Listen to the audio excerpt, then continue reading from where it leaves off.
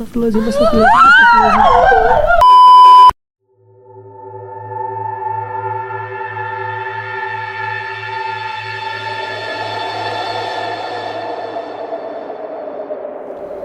Selamat malam Hararifik, balik lagi di malam Jumat.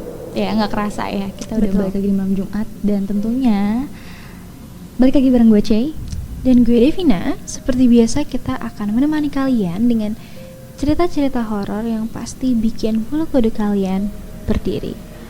Dan ya kalian harus siap-siap aja sih dengerin, jangan sampai kalian dengerinnya sendirian. Pokoknya kalian harus ditemenin dan kalau bisa terang gitu ya penerangannya. Waduh, pas lagi dengerin.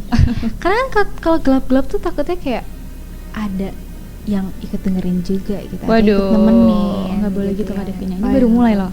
Oh baru mulai ya? Jangan bikin suasana makin mencekam gitu loh. Karena Sivitas mungkin Sivitas juga kalau bisa lihat gitu ya dari episode sebelumnya, mungkin ada yang beda gitu ya dari settingan hari ini. Iya lagi. Ini emang agak kurang ajar sebenarnya produsernya ya, karena kita ditempatin di luar gitu ya. Jadi kita langsung bisa merasakan hawa-hawa alam gitu ya. Betul, hawa-hawa horor sepertinya ya gitu ya. Betul. Iya, jadi kayak kita mau recording aja juga harus merasakan vibes-nya dulu gitu. Betul banget. Nah, tapi kali ini kita nggak berdua aja nih, Cai. Bener. Mungkin langsung aja kali ya kita Iya. panggilin gitu. Kita introduce dulu nih. Halo, Kak Arya. Halo, selamat malam. Oke. Mungkin boleh nih kenalin dulu nih Kak Arya ini dari mana sih gitu. Kenalin, aku Arya dari Universitas Pajajaran, dan aku dari Fakultas Fisip dan Prodi Hubungan Internasional. Oke. Nah, jadi mungkin boleh kali ya diceritain. Mungkin aku nanya dulu kali ya, ini tuh cerita horor yang mau kamu bawain sekarang ini tuh emang pengalaman pribadi kamu gitu ya? Betul. Oke, tapi dari kamu tuh emang ada indigo atau semacamnya gitu nggak? Sebetulnya enggak. Sebetulnya enggak. Enggak, aku enggak indigo. Karena aku sendiri tuh enggak percaya sama hal-hal yang berbau supranatural. Ini menarik sih. Iya, menarik banget. Karena biasanya ya orang-orang yang nggak percaya itu mereka tuh makin nantangin gitu loh. Lu nggak percaya, gue liat ini gitu. Iya, bisa jadi ini nih yang dialamin karena lo nggak percaya. Jadi Bisa dibilang seperti itu. Alright. Oke, mungkin boleh kali ya kita langsung aja ke ceritanya. Mungkin boleh dulu nih diceritain. Oke, cerita yang pertama itu aku ngalamin sendiri di asramanya Universitas Pajajaran. Oke. Yang dimana itu aku tinggal di sana selama 2 tahun terakhir. Cerita ini peristiwa ini aku alami sendiri sekitar beberapa bulan yang lalu lah. Oke.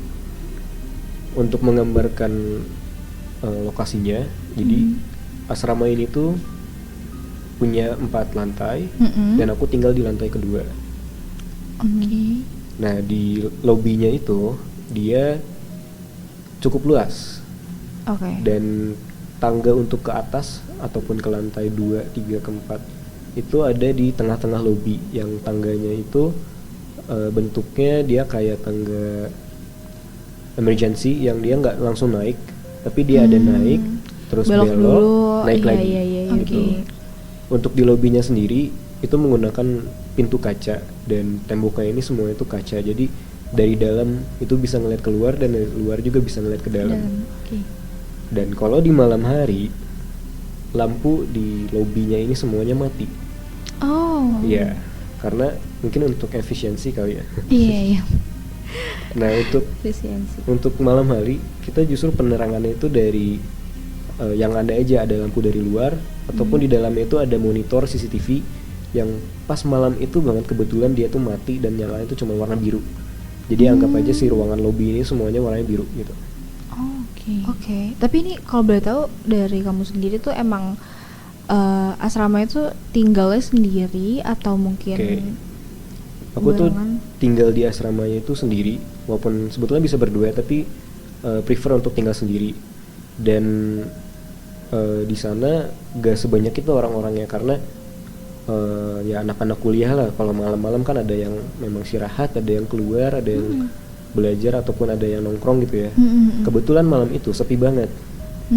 Sebetulnya itu nggak terlalu malam yang aku alamin ya sekitar jam 10-an pas aku pulang ke sana.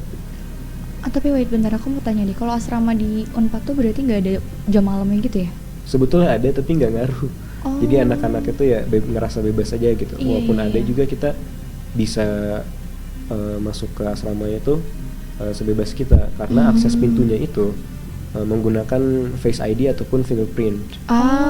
Jadi ya mudah sih. Maksudnya untuk mahasiswanya gitu yang tinggal di asrama itu. Tapi pasti ada yang jagain kan? Biasanya ada itu sampai sore. Yang malamnya itu dia ke depan ke pos satpam. Gitu. Dan ini tuh si asramanya itu jauh dari pos satpam itu. Ini jadi udah kebayang lah ya posisi dan juga mungkin udah kegambar gitu gedungnya kayak gimana ya. Boleh lanjutin. Nah, seperti yang aku mention tadi, untuk masuk ke gedung asrama ini kita pakai aksesnya itu fingerprint ataupun Face ID. Nah, untuk dapat aksesnya ini kita dapat pas semester awal, pas pertama kali masuk. Nah, untuk masuk ke sana itu kalau misalkan kita fingerprint atau Face ID-nya benar, alatnya ini akan ngeluarin suara sebanyak 3 kali, bunyinya kayak gini. Pip, pip, pip. Itu kalau benar. Tapi kalau salah, dia akan bunyinya seperti ini. Pip, pip, pip. Itu panjang. Lebih panjang. Iya. Kan noticeable banget ya. Iya benar. Nah, pas itu aku pulang, parkirin motor di depan, terus masuk. Seperti yang aku mention tadi, aku bilang aku pakai fingerprint karena aku Face ID-nya nggak terdaftar gitu. Walaupun bisa, cuman aku belum ngedaftar sampai sekarang. Pas aku fingerprint pertama kali gagal dulu. Pip, pip, pip. Aku nyoba lagi. Pip, pip, pip. Dia kebuka. Pas pintunya kebuka, ini pintunya itu tutup kaca. Dan di kuncinya itu menggunakan magnet. Jadi pada saat kuncinya terbuka, magnet itu akan bunyi. Kayak bunyinya itu kayak cekrek gitu. Baru pintunya itu bisa kita buka. Nah, pintunya ini cukup berat karena pintu kaca dan penyokong engselnya tuh udah jelek. Jadi pada saat kita buka dia tuh bunyi. Kebayang kan bunyinya seperti apa? Gitu. Pas aku buka, aku naik ke atas ke kamar. Nah, pas di kamar aku ngambil rokok aku, terus aku ngambil koreknya korek Zippo untuk mau ngerokok di bawah di lobi di depan. Sendirian? Sendirian, karena kita nggak boleh ngerokok di dalam. Namanya juga asrama kan. Iya sih benar. Nah, pas itu aku turun dari tangga itu. Sebelum sampai ke tangga yang dia ngadep ke pintu langsung, aku dengar bunyi dari pintunya. Bunyinya tuh kayak gini. Pip pip pip. Salah tuh. Salah. Gitu. Pada saat itu aku mengira kalau misalkan entah itu ada penjaganya ataupun teman asrama aku yang datang. Tapi selangkah berapa detik aku turun ke bawah itu nggak ada siapa-siapa. Pada saat itu aku masih asumsinya positif aja gitu, karena aku nggak percaya kan, kayak ya udah paling orang lewat terus nggak sengaja kedetek gitu mukanya dan gagal. Aku ke depan, untuk keluar itu kita hanya pakai touchscreen, jadi dia akan otomatis kebuka sendiri, jadi nggak usah pakai Face ID lagi. Keluar aku ngerokok beberapa lama. Setelah ngerokok aku kamar, naik ke tangga yang pertama, kebelokan, terus naik ke atas lagi. Aku ngedengar lagi suaranya pip pip pip. Aku masih positive thinking dong. Mungkin ada yang pulang atau mungkin ada yang ngelewat lagi gitu, karena memang itu dekat parkiran, bisa aja nggak sengaja orang kedetek gitu mukanya kan. Benar sih. Karena kalau strangers itu nggak akan bisa ya, pasti akan seperti itu suaranya. Terus aku ke kamar, sampai di kamar aku ngerasa aneh, kayak ada yang kelupaan gitu. Pas aku ngecek saku, aku sadar kalau misalkan korek aku ketinggalan. Jadi balik lagi nih posisi. Aku balik lagi ke bawah. Pas mau turun ke bawah, memang masih cuek, masih nggak asumsi apa-apa. Tapi pas sampai di tangga, lagi-lagi aku ngedengar lagi bunyinya, masih sama, dari bunyinya pip pip pip. Pada saat ini baru aku ngerasa kayak ini ada yang aneh nih kayaknya. Entah aku nggak bisa nyari secara logis, kayak mungkin itu orang, mungkin itu penjaga, ataupun mungkin bahkan kucing atau serangga yang lewat. Tapi menurut aku sendiri nggak mungkin, karena memang pada saat itu orang-orang memang lagi sepi dan mendekati libur juga gitu. Jadi kemungkinan sepi besar, banget sih. iya kan, orang-orang udah pada pulang gitu. Benar. Pas di tangga aku ngedengar suara itu, aku berhenti dulu, mikir dulu, ini aku masih mau turun apa enggak. Oke, korek tuh sepenting itu nggak ya buat diambil lagi gitu Penting ya? banget, apalagi kalau koreknya Zippo gitu. Oke. Lumayan loh. Iya. Pas aku mau turun, aku ngumpulin dulu niat, ini turun apa enggak. Tapi aku tadi udah denger ini suara beberapa kali. Daripada aku kehilangan korek, mendingan aku turun aja. Tapi aku lari dari tangga tuh, turun lari, belok, lari lagi, nyampe ke pintu. Aku buru-buru buka pintunya, pakai touchscreennya, ngambil koreknya yang ada di depan tuh di meja. Kebetulan masih ada di situ, aku ambil, aku balik lagi lari, pintunya ketutup. Pas nyampe di tangga, pas aku ngebelakangin pintunya, Bunyi lagi. Ya ampun, gila. Masalahnya tuh itu udah kayak bunyi berkali-kali. Terus Wait, yang gue penasaran kali ini bunyinya gimana? pip pip pip. oh my god, gue merinding banget sumpah. Gak bisa. Iya. Berarti kan kayak bener dong. Enggak. Kebuka dong. Gini loh, maksudnya gue tuh menyimpulkannya dari cerita satu ini, dia tuh dari awal tuh kayak nge-attract gitu loh buat kakaknya tuh balik lagi. Bener sih. Mancing gitu ya. Kayak Iya, mancing, dia ha-ha. tuh mancing gitu biar kakak tuh balik lagi. Dan itu pas banget ketika kakak udah mulai ngerasa takut, dia nunjukin kalau misalnya dia tuh ada berarti. Iya. Tapi serius itu nggak ada orang, Kak? Itu nggak ada sama sekali, karena parkiran pun kosong. Tapi pas di posisi itu kayak kamu langsung naik lari atau kayak sempet ngelihat ke belakang dulu? Enggak kak, aku pas denger itu dia bunyi pip pip pip, itu aku udah langsung kaget banget dan pintunya cekrek gitu, dia kebuka sendiri. Dia mungkin gak sih kalau error gitu? Gak mungkin, karena baru maintenance. Oh, atau mungkin suara token gitu? Gak mungkin. Kayaknya ya? nggak ada, kayak tokennya terpusat gitu ya. Iya. Kayak setiap kamar ada gitu. Wow, itu serem banget sih. Kayak gue, iya sih, tapi gue setuju sih sama lo, Cay. Kayak kan? karena udah berkali-kali, terus di akhir tiba-tiba pas kamu udah udah ngambil dan udah berada di deket sama pintu itu, dia bunyinya tuh yang itu tadi pip pip pip. Berarti Iya. kan dia emang beneran pengen nunjukin diri gitu. Mungkin karena aku cewek juga ya, aku tuh pasti, dan aku juga penakut gitu ya.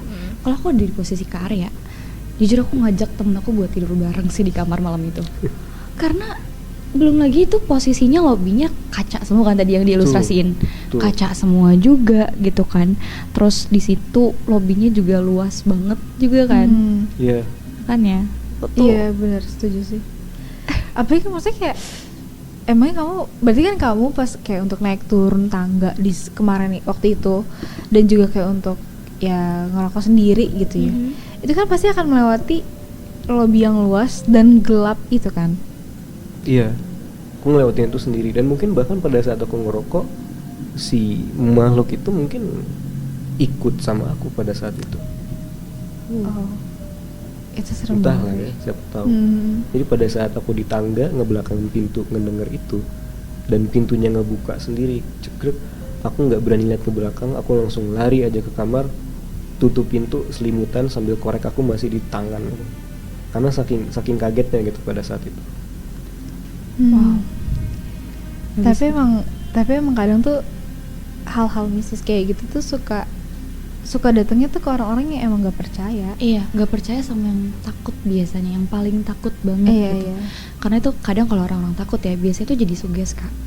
Gitu, biasanya jadi suges kalau misalnya mereka tuh udah rasain vibration yang aneh-aneh. Biasanya apapun yang misalnya objek yang ada di hadapan mereka atau jaraknya agak jauh, pasti di ilustrasi mereka tuh jadi kayak sesuatu yang mistis gitu biasanya ya.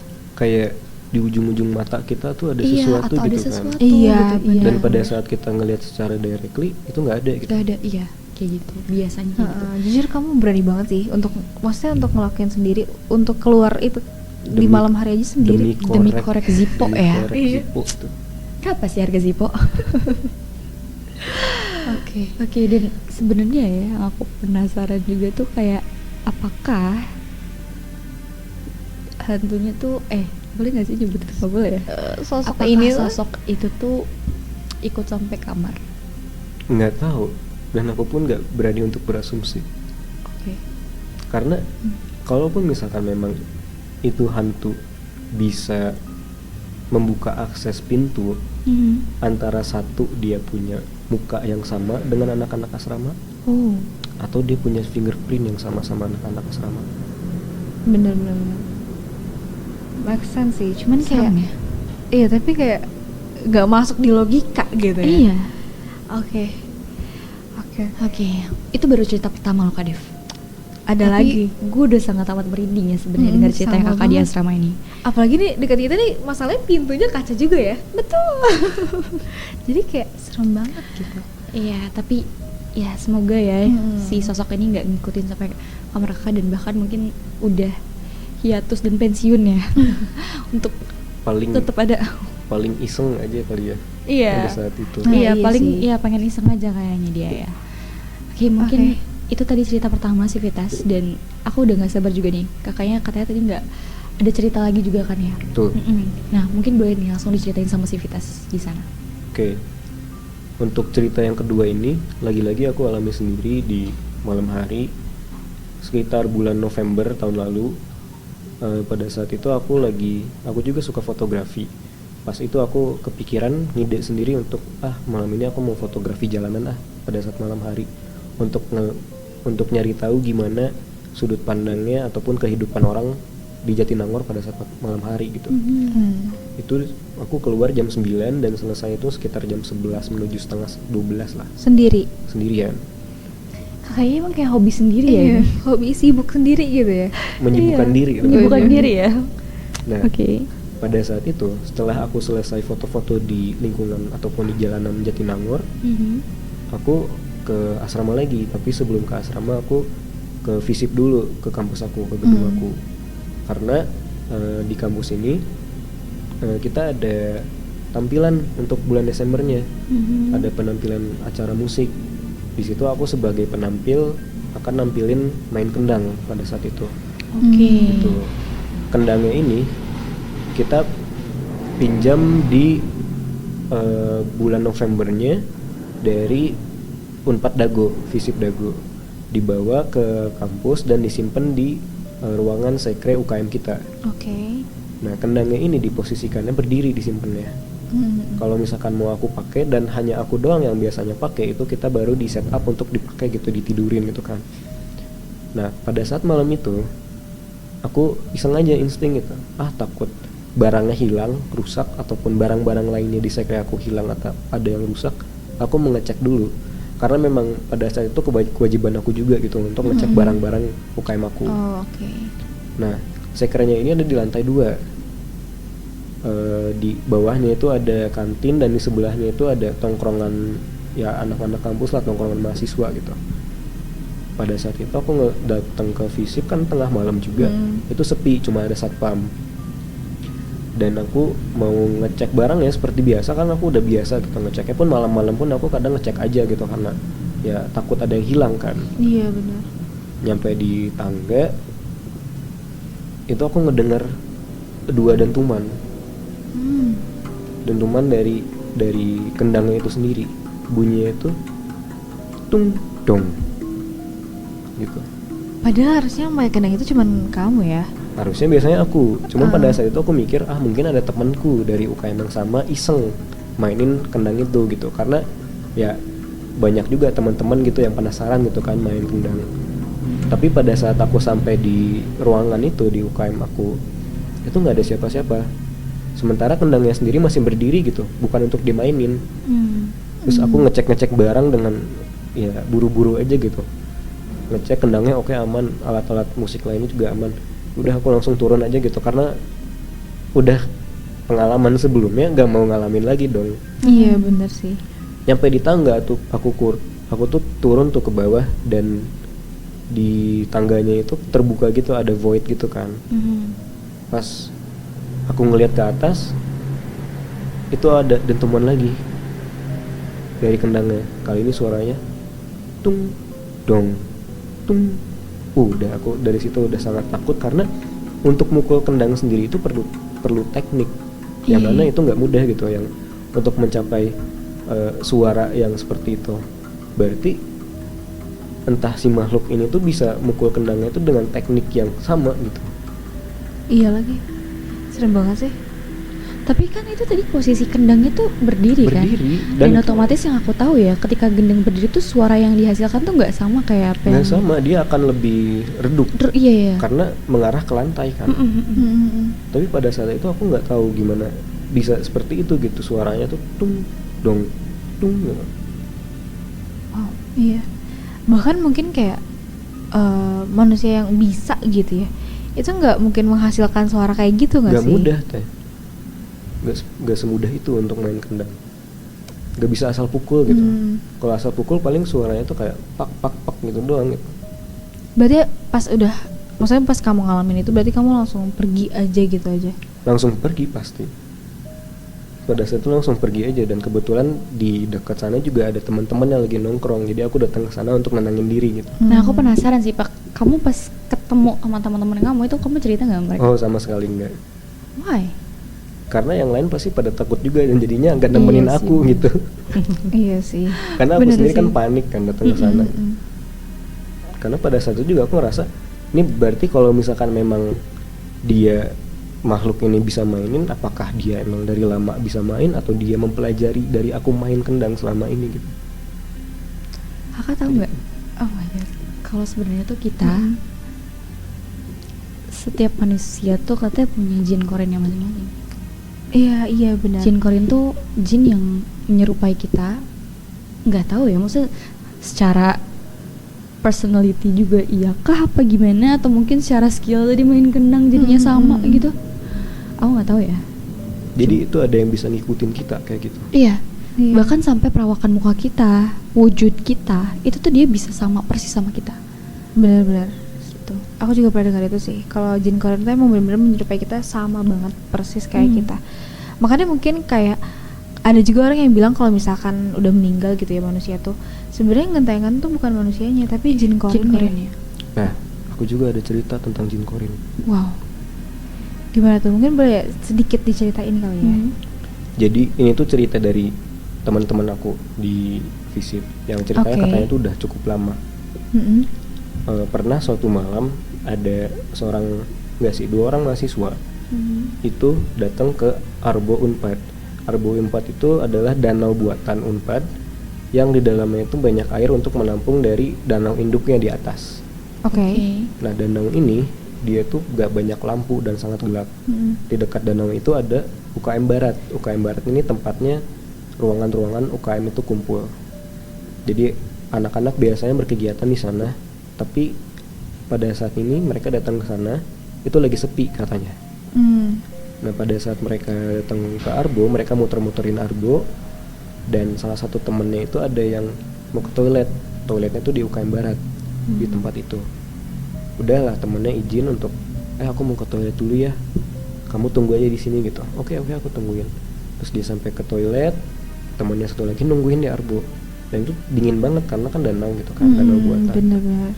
Terus mungkin dia udah nungguin lama, dia mulai nyariin temennya. Dia datang ke toiletnya UKM, sampai di sana dia ngeliat temennya, tapi dari belakang. Pas dia panggilin namanya, kita sebut aja Ratih gitu ya. Ratih, dia nggak nyaut sama sekali. Ratih. Dia udah panik, Ratih, kamu kenapa gitu. Terus si Ratihnya ini langsung menghadap ke temennya ini dengan katanya mukanya tuh datar, gak ada ekspresi apa-apa dan tidak jelas gitu untuk bagian mukanya. Terus temennya ini dia bilang kayak karena refleks gitu, astagfirullahaladzim, Ratih kamu kenapa Ratih? Astagfirullah.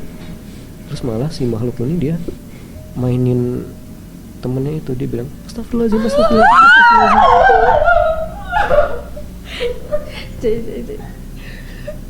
Sumpah serem banget sih. Bayangin. Please, serem banget.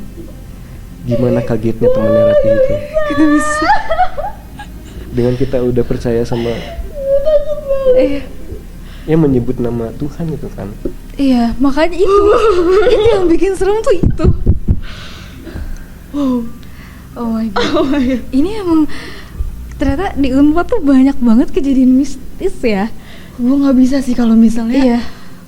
apa ya, itu kan bisa jadi senjata kita ya. Iya, Untuk biasanya berlindung seperti loh. itu. Untuk berlindung loh, Dev. Iya. Tapi ternyata itu. dimainin juga sama mereka dan itu ternyata nggak mempan sama sekali bagi mereka. Makanya itu tuh serem banget, kayak gue ngebayanginnya tuh nggak bisa sih. Kayak maksudnya di posisi itu, di suasana itu, di dinginnya malam itu tuh pasti kayak itu kaget banget sih. Pasti kaget banget sih. Kaget banget. Masih kaget. Tapi habis itu maksudnya kayak dianya Katanya sih si temen ini dia pingsan dan nggak sadarin diri gitu, baru ditemukan setelahnya ya nggak apa-apa gitu, dengan dia tuh panik gitu kan. Padahal sama temennya juga katanya sama Ratihnya ditemuinnya dia pingsan ya. gue Gitu nggak sih. bayang sih kalau misalkan ada di posisi si temennya itu. Gue mendingan pingsan aja, kalau nggak pingsan pura-pura pingsan aja, pokoknya merem gak mau denger. Apa kabur lari gitu ya. Coba misalnya kebayang gitu kan, Kak C manggil Kak Devina gitu, pas ngebalik nggak ada mukanya gitu. Astagfirullahaladzim, malah bercandain Astagfirullahaladzim. Iya. Bahkan di posisi dia datar mukanya kayak gitu aja tuh temennya masih bisa positif kalau temennya tuh lagi, kalau si Rati ini tuh lagi kenapa-napa gitu. Iya, Tapi jujur ya, ini tuh jadi pelajaran loh buat aku. Kalau aku udah 3 kali manggil orang gak balik, gue kabur langsung. Iya emang sih. Tapi kan kalau kita udah manggil orang 3 kali ya udah, kalau misalkan gak direspon udah balik aja. Iya udah, jangan penasaran deh manggil orang. Iya, udah nggak tuh udah tinggalin aja. Gila ya Dev ya. Gila. Jujur ya, dari berbagai cerita itu penuh dinamika sebenarnya. Yang awal tuh tadi, walaupun itu tadi sebenarnya cerita yang masih agak ringan ya, wah itu gue udah nggak bisa tuh dengernya. Iya, sama sih. Ya. Apalagi menurut gue Arya bisa banget sih ngedeskripsiin suasananya gimana, terus kacanya bagaimana, dan bunyinya bagaimana. Itu dan tuh pasti Civitas juga memudahkan Civitas juga ya buat membayangkan gitu ya. Iya. Tapi sumpah ya, ini cerita terserem sih menurut gue yang terakhir ini. Karena tadi gue nggak bisa ngebayangin kalau ternyata apa ya yang jadi bisa dibilang senjata kita tuh malah dipermainkan sama mereka gitu ya. Dan aku yakin kalian Civitas yang pada dengerin juga pasti bisa ngasih ngebayangin di posisi kayak gitu. Ya pasti bulu kuduk kalian berdiri semua nih. Betul. Ya. Oke, mungkin kita tutup kali ya, karena kan udah lumayan lama dan banyak banget ceritanya gitu. Makasih banget untuk Arya yang udah berkenan untuk menceritakan pengalamannya dan juga pengalaman teman-temannya. Thank you so much. Dan mungkin buat Civitas juga nih yang punya pengalaman yang serupa mungkin sama Kak Arya, boleh langsung DM @podcastkampus gitu. Nah, jangan lupa juga ya, kita juga udah ngupload beberapa episode kita di ya setiap horrific gitu ya, di podcastnya Podcast Kampus, di Spotify Podcast Kampus, dan juga di YouTube-nya Podcast Kampus. Jadi jangan lupa kalian stay tune dan juga dengerin terus cerita horrific. Nah, boleh juga nih Kakak mau sekalian promosi IG-nya? Boleh dong. Kakak IG-nya apa nih? Siapa tahu teman-temannya mungkin ada yang mau ada yang tinggal juga di asrama mungkin gitu ya. Terus pengen tahu juga ini ternyata kejadiannya serupa juga, pengen discuss juga nih sesama Unpad mungkin. Boleh. Instagram aku @naufan_aryasatya. naufan_aryasatya. Iya, tapi ingat buat teman-teman Civitas, kalaupun kalian malam-malam lagi sendiri, hati-hati, mungkin aja kalian nggak sendirian. Gue pulang sendiri Dev. Sama nih.